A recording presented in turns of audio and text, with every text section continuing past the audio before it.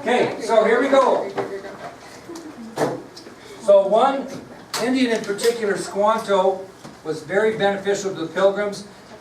And he basically taught the Pilgrims how to use the resources of the area. Okay? And what do you think one of the resources of the area that Squanto taught them to use would be, Blaine? Think about resources. What? The soil. Okay, the soil. Okay, Squanto taught the Pilgrims how to use the soil. Gracie, what might be another resource that Squanto taught the Pilgrims how to use? Like hunting? The forest. Very good. The forest. Yep. And what else, Buck, what resource? The water. The sea or the streams. The water. Now, do you think the Pilgrims came over with a bunch of seed to plant? Did they expect to have these fields already plowed when they got there? No, they were very fortunate. But they didn't have any seeds of what was considered native plants of the area that was used to being planted there. So Squanto also supplied the Pilgrims with the seeds of native plants, 4 different types. How about, Talon, tell me what you think one might have been? Indian corn, actually. Is there a difference between corn and Indian corn? What's the difference? It is. It's different color. It's a different seed. So Indian corn. Okay, Keller, how about another native plant that Squanto gave seeds to the Pilgrims? What's that? No? Good guess. What? What did you say? Don't beat yourself up. You might be right. Might be wrong too. Like wheat. Nope. What? Beans. Very good. Beans. Indian corn and beans. Another one was something not everybody likes. My wife likes this. I hate it. Any guess? Squash. There you go. Brussels sprouts. And the last one you don't have a very good Halloween without. Pumpkins. Yeah, pumpkins. So Squanto supplied the Pilgrims with seeds of native plants such as Indian corn, beans, squash, and pumpkins. And so basically they had a huge advantage. Squanto showed them how to plant those seeds, how to fertilize them, how to grow the crops in the already cleared fields. So they had a huge advantage of other colonists that came in because the fields were already plowed for them. Okay? Well, guess what happened in the autumn of 1621, about November 20th or so? These Pilgrims celebrated their first year in the New World. And what they did is they set several days aside for recreation and Thanksgiving. So in the autumn of 1621, the Pilgrims celebrated their first year in the New World. They set aside several days for recreation and Thanksgiving. So when you're thinking that history sucks, you ought to think about those days you get out of school because these guys made the decision to celebrate that first year. Otherwise, you wouldn't be getting out of school Thursday and Friday of Thanksgiving vacation. Now, there were 3 different types of people that celebrated Thanksgiving, that first Thanksgiving. Obviously, there were the settlers that were already there, right? Who else? About 100 Indians. And who were the third party that joined them? I'll be pretty impressed. Matter of fact, this could be t-shirt material. Now, speaking of that, Brooke has the t-shirt coming, right? Yeah. And I feel really bad, Brooke, that the t-shirt's not here yet. So I'm still going to give you the t-shirt, but I'm going to give you this fantastic free movie pass for waiting for your t-shirt. Now, if somebody can come up with this answer, you might have the same benefits. So what other group? What? Sailors? No, good guess. Turkeys, that's another good guess. Another group of people. Netherlands. Think outside the box. Maybe. Think outside the box. What? Oh. Shh, gotta raise your hand now because you might get to it. Yes, Will. Vikings. They didn't make the trip from Minnesota. Canadians. No? Walter, come on, I think you got it. People from the other No, but that's a pretty good guess. Yes? Puritans. No? Gracie? No? Here, Cody's gonna, here it is, right here, I can smell it. Go ahead. They might have been separatists. but they were separatists. What? Okay, anybody else want to take a wag at it? Anybody else want to take a wag at it? Yeah. No? So we can like base. What? Oh, the slaves? No? Yes, Will. Was it the king? No? Yes. Settlers? No? Are they More humans English of some people that were kind? coming over to help. Dutch. From where? Dutch, France, James, England. England, Netherlands. Dutch is St. France. Ireland. Mexico. Oh wait, I know. Molotovs, like, I had it. I'm not giving Brooke another t-shirt, but I can feel it. Go ahead. Like from the South America. Think, she's got it right here. And you two, if you get together, you might come up The right answer. Netherlands people. They're from the Netherlands. No. More settlers, 30 to be exact, that made a trip from the Netherlands, just like the first group, to, you did not, you said from England. Netherlands first. No, Bailey said the Netherlands first. Bailey said. All right, I'm gonna settle this. We're gonna settle this between the three of us. Okay? Whoever wins this gets to have the t-shirt. We're gonna pick a number between 1 and 3. Go ahead. Go ahead. Hurry up. Pick a number. What do you? 2. No, it's 1. Your face. You should just pick 2 and win. Yeah. I was closest. 2. That's exactly what Lloyd said in Dumb and Dumber 2. I was close. Exactly what he said. You two don't. Brooke, you get it? We're going to pick a number between 1 and 3. So you said what? What did you say? What did you say? What did you say? 2. And then I said the number was 1, and she said I was the closest. Yeah, no, I'm not promoting Dumb and Dumber 2, but that's it. How many people have seen Dumb and Dumber? Is that exactly what it is? Okay. Nobody gets a t-shirt. I give you a chance. If you just said, I feel free to say it if I am, but I never have. Anyway, moving on. God, that made my whole day. I hope that everybody that isn't seeing this lecture today live watches this tonight. Okay, moving on. I'm very upset. The people, yeah. Can you repeat the groups, please? Yeah, I'm gonna, if I can get my composure. Our next game will be Funnel Nuts. Right? Okay, for those of you that watch the movie. We're not playing that. You get it though, don't you? But you get it, don't you? But you understand what I'm saying? What's happening? You're having Well, you just wouldn't believe. You can watch it tonight on the website and you'll understand. What's happened? What's happening? Just listen I'm to roaming the halls. Okay. I have a question. Yo, okay, Mom, I hope it's good. Anyway, what is it? So I don't get a t-shirt. That's right. You will get one for the years out because you just didn't get it quite right, and I gave you a chance by selling us by drawing it Did I not say the Netherlands? I said people from the Netherlands as my first answer, but you just didn't. Well, people from the Netherlands, they weren't Netherlands people, they were English people coming from the But Netherlands. they were commercial. Okay, hey, don't worry, it was, well, I should probably give you, well, I'll tell you what I'm gonna do, just because it was so damn funny. I'm gonna give you both the movie pass, no t-shirt, but you can have a movie pass for making my entire day today. Movie day this weekend, let's go. Oh, all right, all right, Courtney's, come on now. Hey, Courtney's serious now, here, okay, so, Older than I am. the 3 people, is it no good? They're all like, they're all wrinkled. Yeah, but listen, okay, let On me the edges. geez, we're way off time. Let me make a point. Do you think when I buy these, I give these out as graduation gifts normally, but I order a few extra. You think they're gonna just print new ones every time? When you turn these in, they give them back to you? Yeah, well, yeah, why wouldn't you? Ew. And it might be gross, but it'll get you in the movie. Anyway, Courtney, here you go. The 3 groups of people that were celebrating Thanksgiving were nearly 100 Indians, of course the original Pilgrims, and 30 new Pilgrims that came from the Netherlands that were separatists. So it's half. Well, half, it's not half.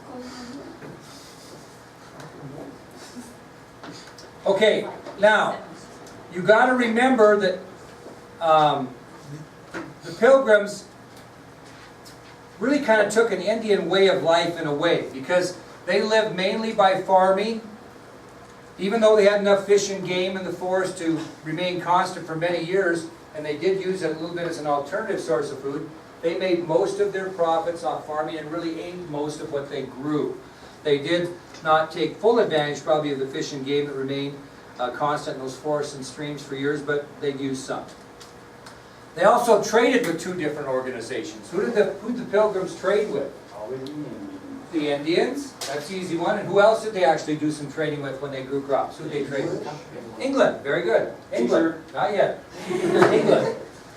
Now, what they do with the money, think about this, when they sold money from when they got money for crops, they also fur traded in the wilderness. They got money for that. They also cut timber and got money for that. So with all this money they received, what did they do with that money?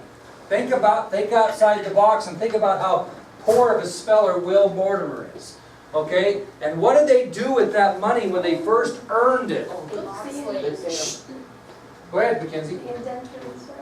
They were actually indentured servants to the Virginia Company of London, so their profits went to paying off their debt to get to America. Okay, so they were indentured servants too, right? Because who gave them the charter? The Virginia Company of London. And they had to pay for that charter, and so the profits they made off the food, furs, timber, etc., that they made when trading with the Indians, or especially the British, they paid off their debt.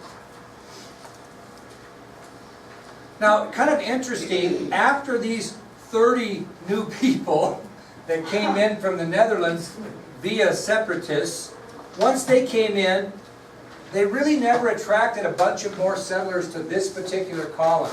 Okay, not a lot more came in. And in 1691, the colony of Plymouth became a part of its neighbor to the north, which we're going to talk about next, which is the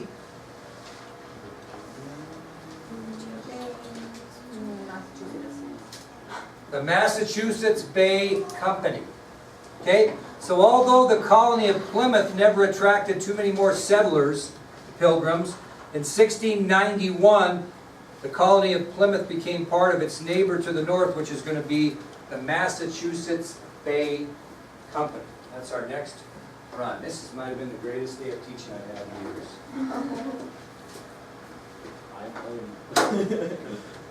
Which takes us to our next subtopic, and Gracie was kind of ahead of the game on her guesses here. The roots of Massachusetts and the arrival of the Puritans. You didn't say that? Who did? No, Buck didn't say it. The roots of Massachusetts and the arrival of the Puritans.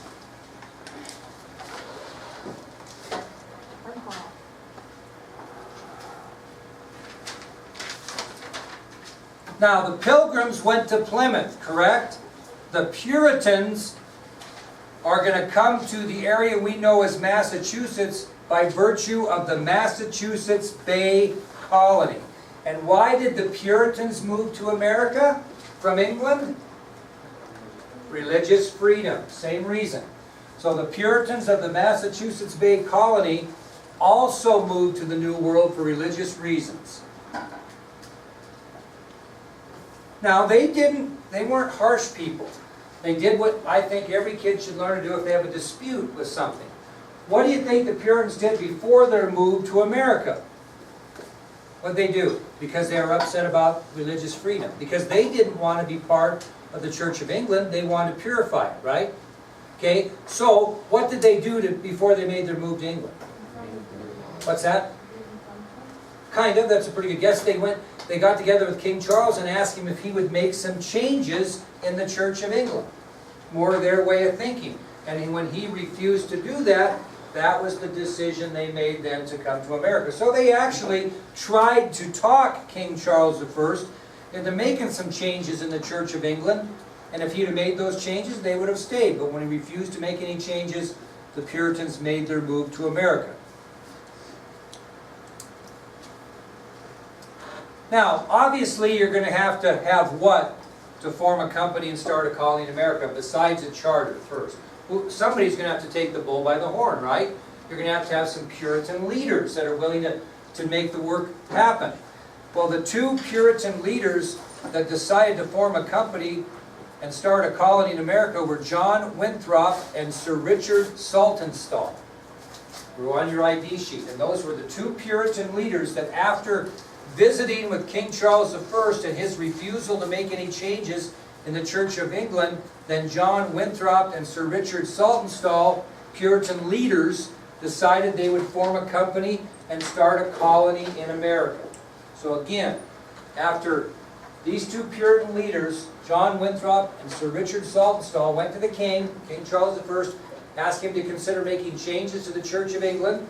King Charles I refused to do that, so they decided that they were going to form a company and start a colony in America. So what do they have to get first to do that? A charter. So in 1629, Winthrop and Saltonstall secure a charter from King Charles I, and they organize what we know as the Massachusetts Bay Company. Okay? So in 1629, John Winthrop and Sir Richard Saltonstall, two Puritan leaders, decide to form a company and start a colony in America, so they go to King Charles I and secure a charter, and they organize what we know as the Massachusetts Bay Company.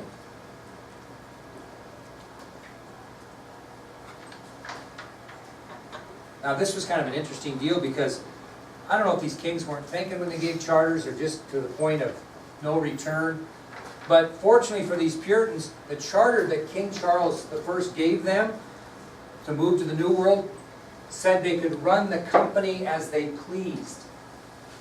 So this charter that the Puritans got from King Charles I to move to the New World stated that they could run the company as they pleased. Or it might have even said, didn't say anything about not running it as they pleased, so they ran it as they pleased. It could have been either way.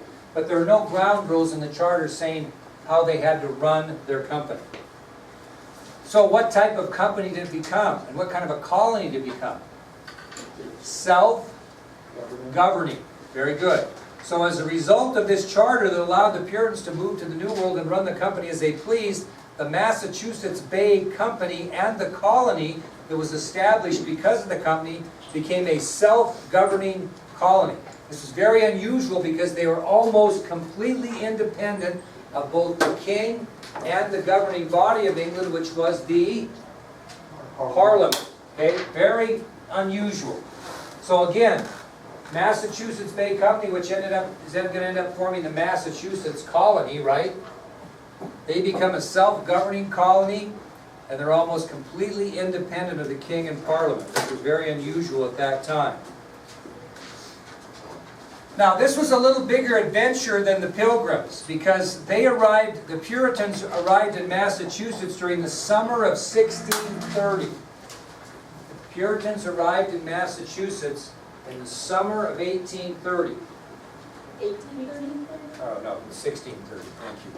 So the Puritans began to arrive in Massachusetts during the summer of 1630. Now, how many came with the Pilgrims? Do you remember? 102. And how many ships? One. Well, the Puritans brought 17 ships with nearly 1,000 men, women, and children. So it's a big colony. So the Puritans brought 17 ships and arrived in the summer of 1630, and those 17 ships carried nearly 1,000 men, women, and children. So the Puritans began to arrive in Massachusetts during the summer of 1630 aboard 17 ships, which captured nearly 1,000 men, women, and children. Now, I'm going to give you 3 examples of how the Puritans arrived in America much more prepared than the Pilgrims. And the Pilgrims were pretty prepared in comparison to those before them, right? But the Puritans were even more prepared. And I'm going to give you some examples.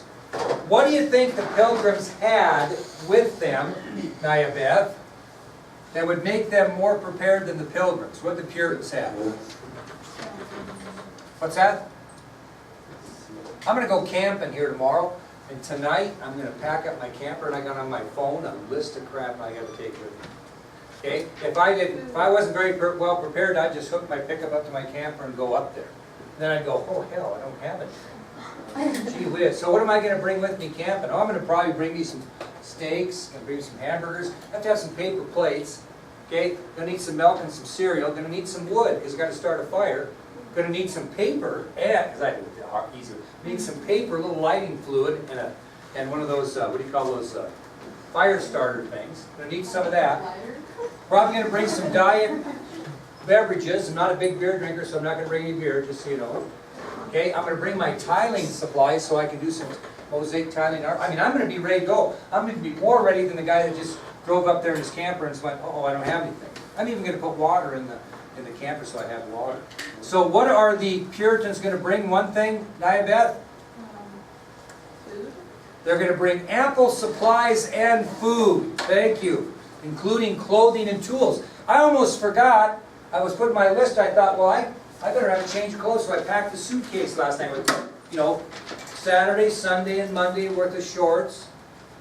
Saturday, Sunday, Monday, t-shirts, socks, belt, a couple ball caps, a couple different pair of shoes, including my muck shoes so I can go to the creek and go fishing. So I'm bringing an ample amount of supplies, food, clothing, and I'm even going to bring some tools. I'm going to bring a hatchet, an axe. I'm going to bring a little hacksaw so I can cut some branches and start a fire. I mean, I'm going to be prepared, just like these guys. They brought an ample amount of food, clothing, tools, and supplies.